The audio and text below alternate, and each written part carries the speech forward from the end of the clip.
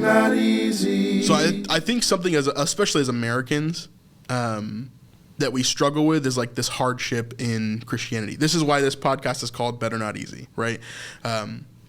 The Snipe Life is kind of a play on this as well, understanding the truth of Christianity rather than the mythology of it or the traditions or the cultural kind of significance of things. We really focus on the facts and the truth of Christianity on the Snipe Life. That's really our purpose, is to make the kingdom real to you so that you understand how you can navigate the world and be a disciple of God, right? Better Not Easy is kind of a juxtaposition to that. It's not juxtaposition, but a parallel to it, right? To where living the Snipe Life is better not easy, right? All of it kind of goes together. So better not easy for us is that when you follow Jesus, it's not necessarily a promise that your life is going to be easier. It's not necessarily a promise that everything's going to work out. In fact, it may be the opposite, right? And so I wanted to read a passage that kind of leans into that a little bit in John. And so chapter 15, obviously this is the ministry of Jesus. He's in the middle of his ministry. He's doing all these different things. He's actually near the end of his ministry. And he's talking about what following him actually looks like, right? Yeah. And so verse 18 here, chapter 15 of John, starts like this. If the world hates you, know that it has hated me before it hated you. If you were of the world would love you as its own. But because you are not of the world, but I chose you out of the world, therefore the world hates you.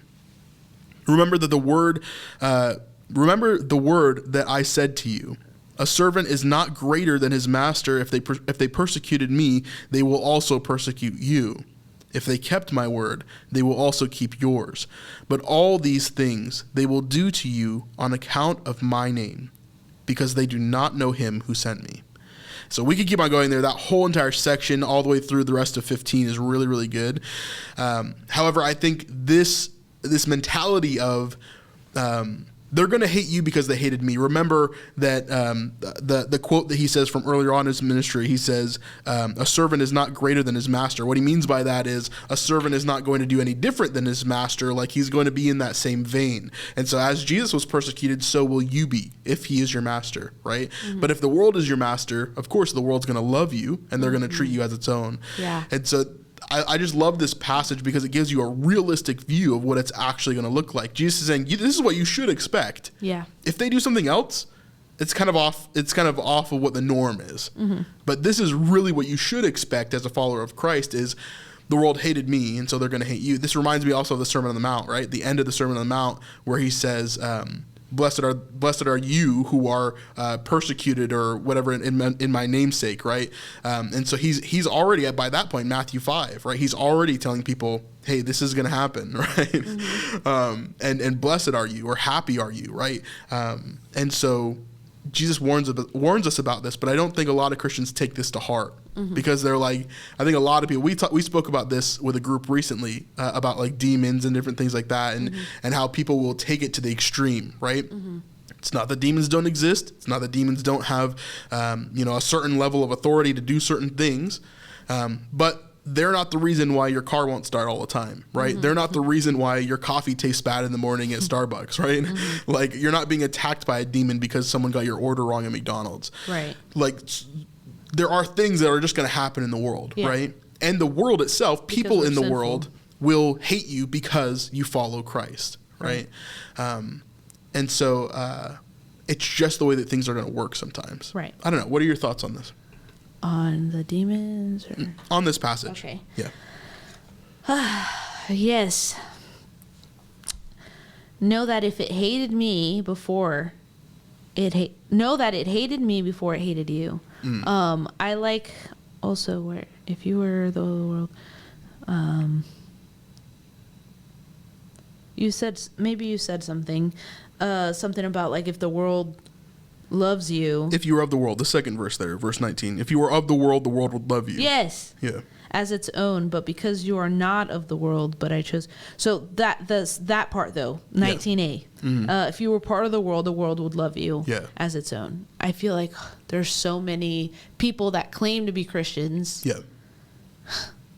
So many pastors like on TikTok or you know what I mean? Sure, yeah. Like, but if the world loves you, bro, you on the wrong side. Yeah. You know what I mean? Yeah. Like it's gone beyond, like it used to be like ear ticklers. pastors that like would say what you wanted to hear. Sure. But it's gone almost beyond that. Like it's gone to conforming to the world. Right. Instead of doing the opposite. Do not be conformed to this world.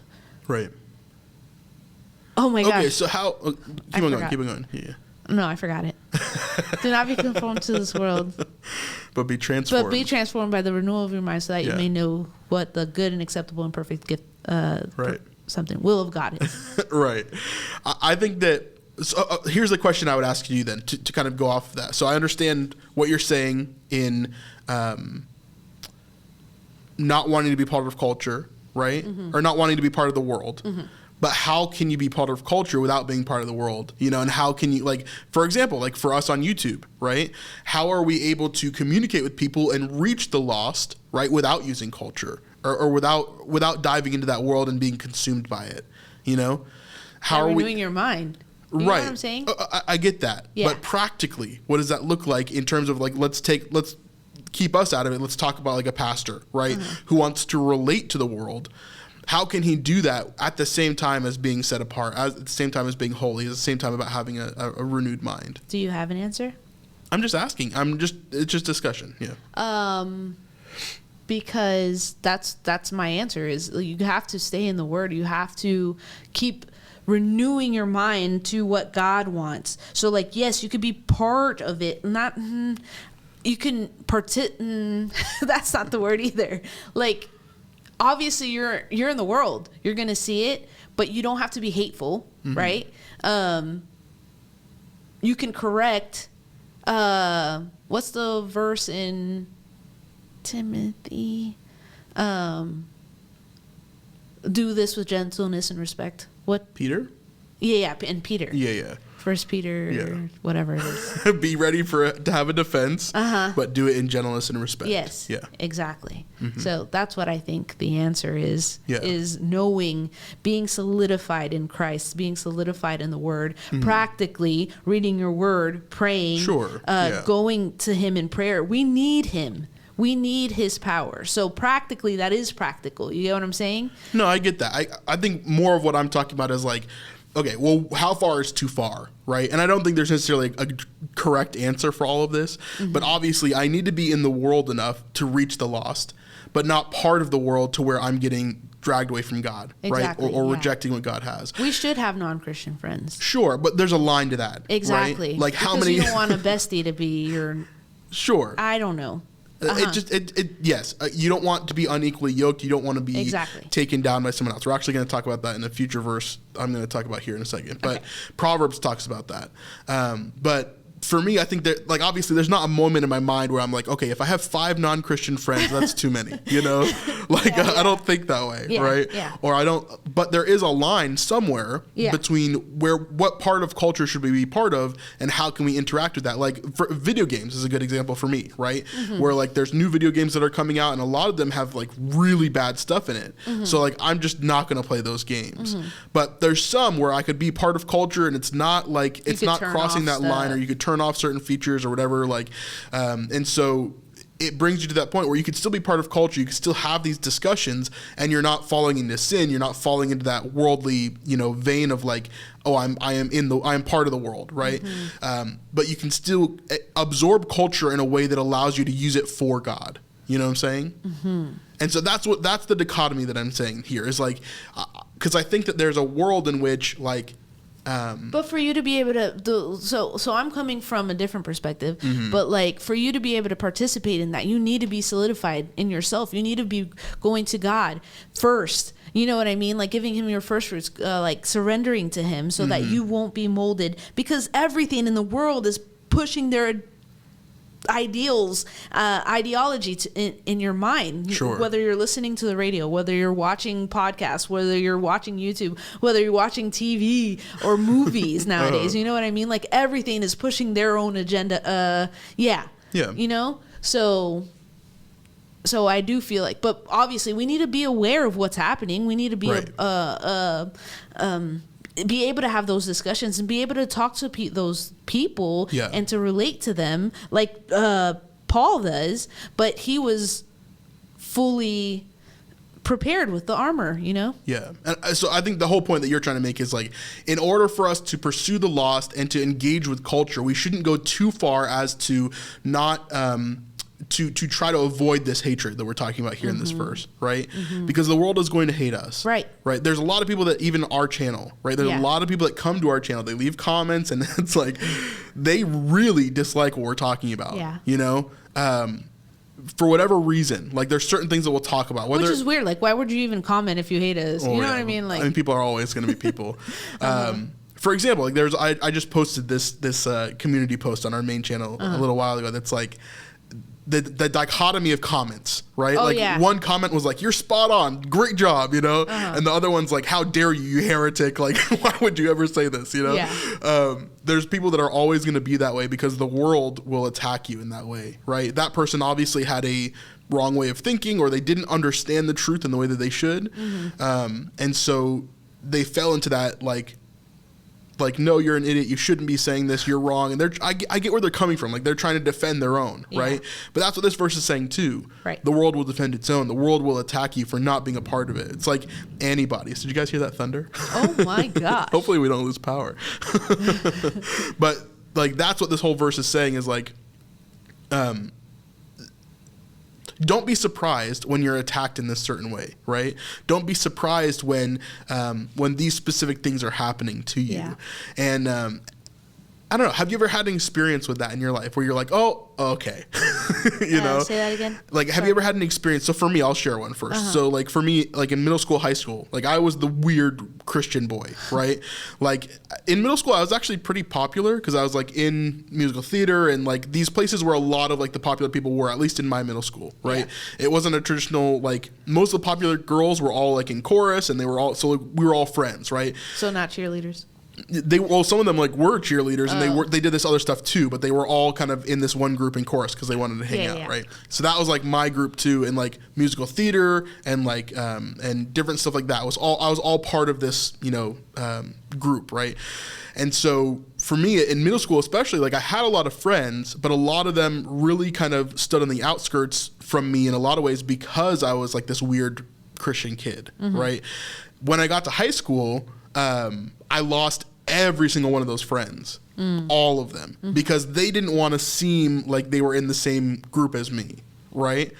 And so I was like this lone wolf now when I got to high school. I lost literally every single one of my friends. I had to make new friends and come to a new relationship with new people, right? Because of the way that I held myself, because of who I was, right? I'm sure there's other things that played into it too, but I remember like walking in to the same friend groups and like totally being rejected, like just completely removed from the situation, you know? And I believe part of that is because of how outspoken I was with my faith and who I was as a person, right? So for me, like I saw that in real life, you know? Do you have any examples of like maybe when you first became a Christian or what you had to do then? Yeah, when I first became a Christian, it was all my friends. Like you said, I lost everybody. Yeah. Partially it was me because I wanted to separate from all the bad things I was doing, right? Like I moved out, I was living with a friend, and I moved out just because I needed more separation from the craziness I was doing. So, I don't know. Like, I feel like even in Christian circles, people use the phrase holier than thou. Oh, yeah, for sure. Right? Yeah. Like, oh, you don't cuss, you're holier than thou. Or, you know what I mean? Because that's the cool thing nowadays. That's super true. Yeah. Yeah. Or whatever. Like, oh, they don't want to do certain things around you. Even in Christian circles. Like, what is this? I feel like, not to call you out, but you even said this last night. Like, we were at an event last night, and you said, oh, he's a super Christian. I know you were saying it in a different context, but even you used that language, right? Yeah. Of like, oh, he's a super Christian. Yeah, like that was that was not. It was a different context, and I think that he like had tendencies of doing something that was probably far beyond or something else. Problematic. Yeah, problematic. However, I do think that I've ran into that a lot with my own family, a ton of people in my family being like, oh, you shouldn't act like you shouldn't take that so seriously. Yeah. You know? Yeah. And a lot of our friends, growing up at least, and maybe in the early parts of our marriage and stuff, like we would run into people that are like, I can't say that around you. I can't do this around you. Right. Like I have to be a different person, or you know, we can't do these things together that I like to do. Like it's just weird. That you is know? weird. Yeah, for sure. Anyway, I'm not sure exactly how we got all the way there, but but I do think it's interesting. I don't think that we should be surprised when we encounter people that have negative things to say about us because of where we sit. Right. I am always going to speak truth on this channel, on our main channel, and I do all the time. And people really get upset with that. Things that I talk about when it comes to LDS Church, because that's something that's very much on my heart, right? Things that I talk about when it comes to transgenderism or any of these other things. Like, part of me has to play the YouTube game of like, I'm not going to get my channel banned, right? Because I know where YouTube sits on a lot of these things. But a lot of it is like, I'm going to speak truth. I have to. Like if I don't, then I wouldn't have love in my heart for these people, right? If I don't, I wouldn't have love in my heart for those that I believe are walking a path that is opposite to God. And so I have to continue to do those things, right? And that's where I'm sitting with this. I love this passage, and I think Jesus does obviously an amazing job of kind of laying out what your life is going to look like when you follow him. And remember, you know, when you follow Jesus, it's going to be better, but it's not necessarily going to be easier. So anyway. I thought that was an interesting topic. If you want to check out this full episode, you can do that on patreon.com/thesnipelife. This is the best way to help us to support what we're doing here on the Better Not Easy channel. Thank you very much. Just remember that following Jesus is better not easy.